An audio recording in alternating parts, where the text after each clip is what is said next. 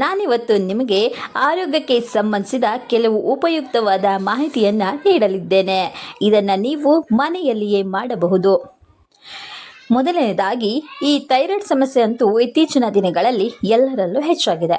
ಅದರಲ್ಲೂ ಈ ಮಹಿಳೆಯರಲ್ಲಂತೂ ಈ ಸಮಸ್ಯೆ ಇನ್ನೂ ಹೆಚ್ಚಾಗಿದೆ.